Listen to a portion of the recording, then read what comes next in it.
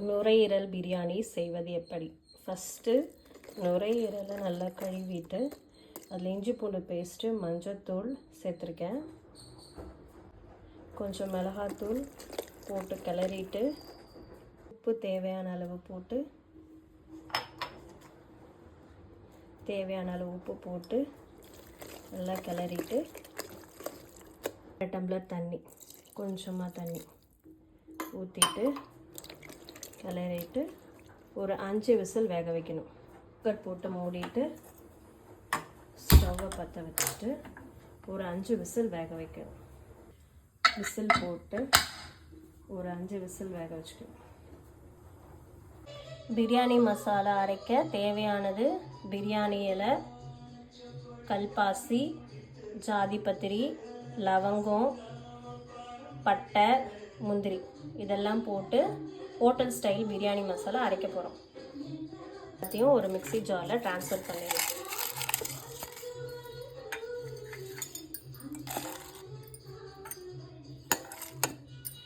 Transfer பண்ணிவிட்டு போட்டு மூடிட்டு மிக்ஸி ஜாரில் வச்சு அரைக்க போகிறோம். வச்சாச்சு, இதை ட்ரான்ஸ்ஃபர் பண்ணிடலாம். மசாலா அரைக்கிறதுக்கு ஒரு பச்சை மிளகா, 4 பல்லு பூண்டு,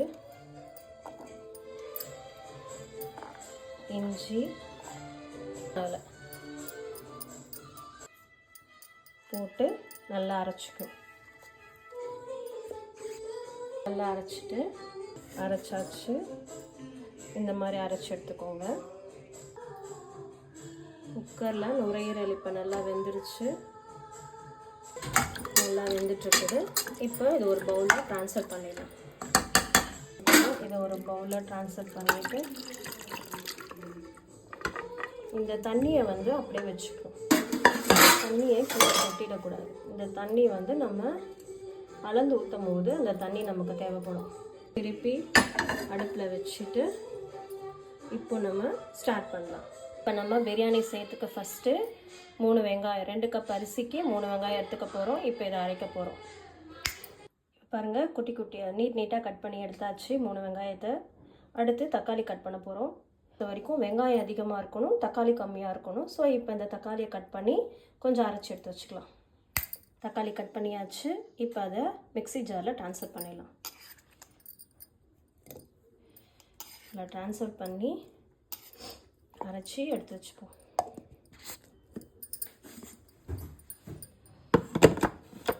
அரைச்சாச்சு. இப்போ நம்ம ஆரம்பிக்கலாம். பற்ற வச்சுக்கலாம். அடுப்பில் குக்கர் வச்சுட்டு பேன் கொஞ்சம் ஹீட் ஆனதுக்கப்புறம் கொஞ்சமாக ஆயில் ஊற்றிக்கலாம். தேவையான அளவு ஆயில் ஊற்றியாச்சு. இப்போது கொஞ்சமாக நெய் சேர்த்துக்கலாம். 2 ஸ்பூன் நெய் சேர்த்துட்டு கொஞ்சம் ஆயில் சூடாகட்டும். பச்சை மிளகு போட்டு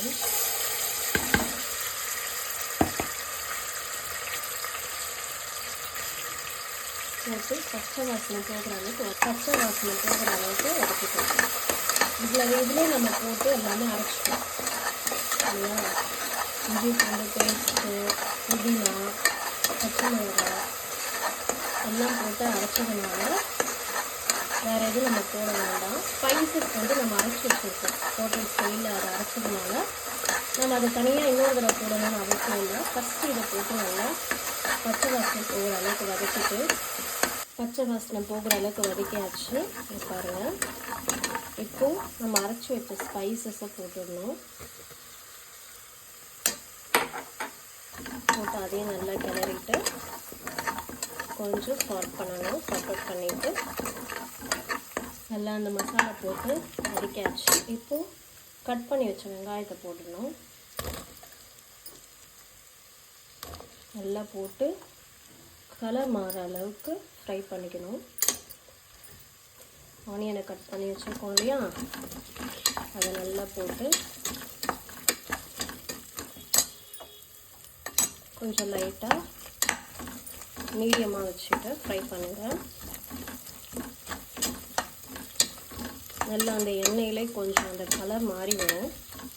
இப்போது இந்த ஸ்டேஜில் அரைச்சி வச்ச தக்காளியை போட்டுக்கணும். போட்டுட்டு நல்லா ஃப்ரை பண்ணுங்க. கொஞ்சம் சால்ட்டு போட்டிங்கன்னா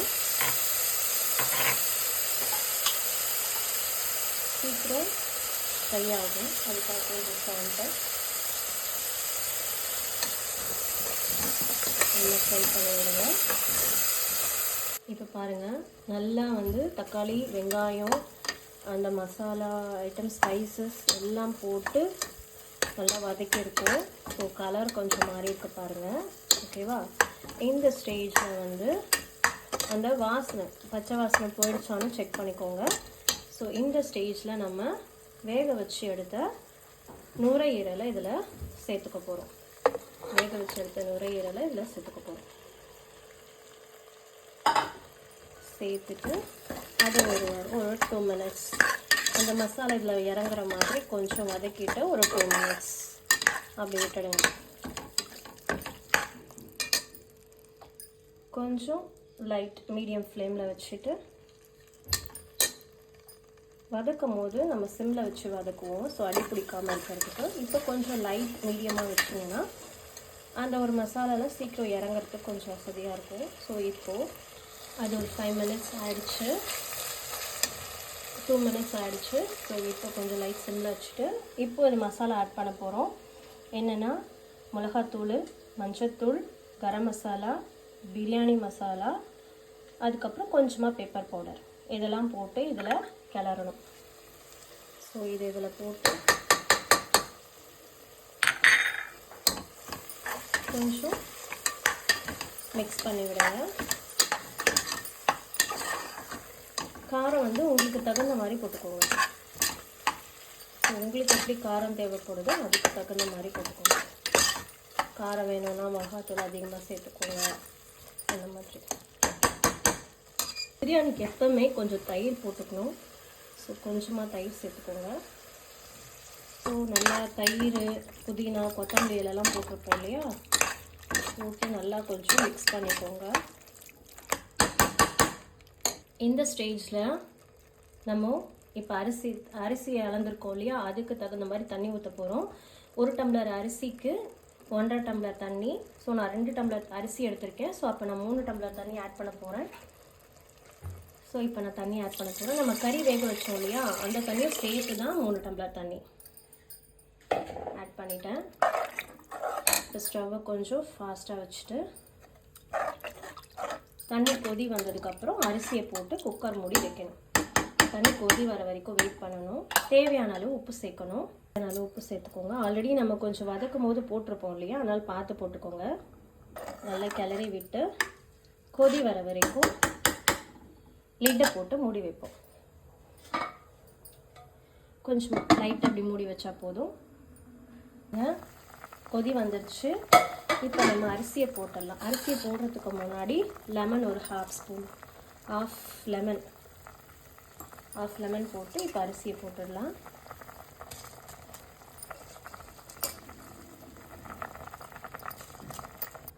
அரிசி போட்டாச்சு. அரிசி போட்டு நல்லா மிக்ஸ் பண்ணிவிட்டு உப்புலாம் கரெக்டாக இருக்கான்னு செக் பண்ணிக்கோங்க. செக் பண்ணிவிட்டு இப்போ நம்ம லிட்டை போட்டு மூடிட்டு ஒரு விசில் வந்த உடனே ஆஃப் பண்ணிடலாம். லிட்டை போட்டு மூடிட்டு விசில் போட்டுட்டு ஒரு விசில் வரட்டும், வெயிட் பண்ணலாம். ஒரு விசில் வந்துருச்சு.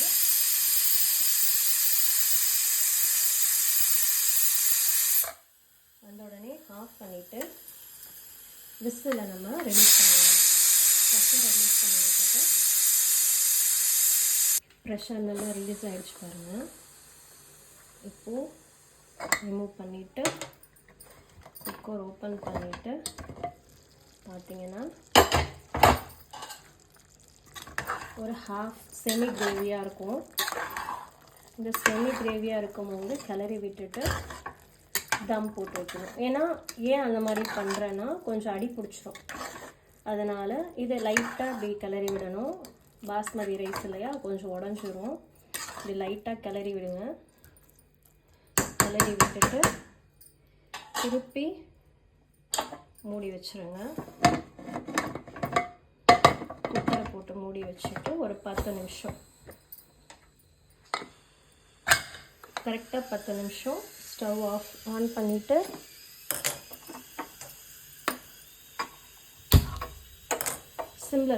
சிம்மில் வச்சுட்டு ஒரு 10 மினிட்ஸ்க்கு அப்புறம் ஆஃப் பண்ணிவிட்டு ப்ரெஷர் ரிலீஸ் பண்ணிவிட்டு பார்த்தா சுவையான goat liver biryani ready. Thank you.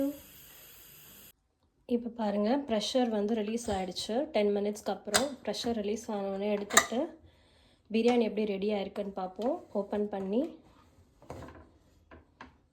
பண்ணியாச்சு. பாருங்கள் எவ்வளோ அழகாக ரெடியாக இருக்குன்ட்டு. சூப்பராக இருக்குல்ல, பார்க்கவே நல்லா இருக்குல்ல. இப்படி லைட்டாக இப்படி கலர்னிங்கன்னா உதிரியாக வரும். ரொம்பவும் கிளறக்கூடாது, உடஞ்சிரும். ஸோ இங்கே பாருங்கள். இப்போது இந்த பிரியாணியை ஒரு பவுலில் ட்ரான்ஸ்ஃபர் பண்ணிடலாம்.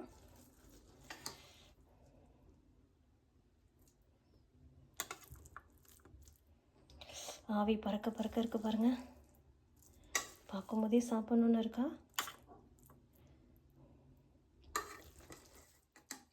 எங்கள் பாப்பாவுக்கு தான் லஞ்ச் பாக்ஸ் கட்டிகிட்ருக்கேன். பிரியாணினா அவளுக்கு ரொம்ப பிடிக்கும்.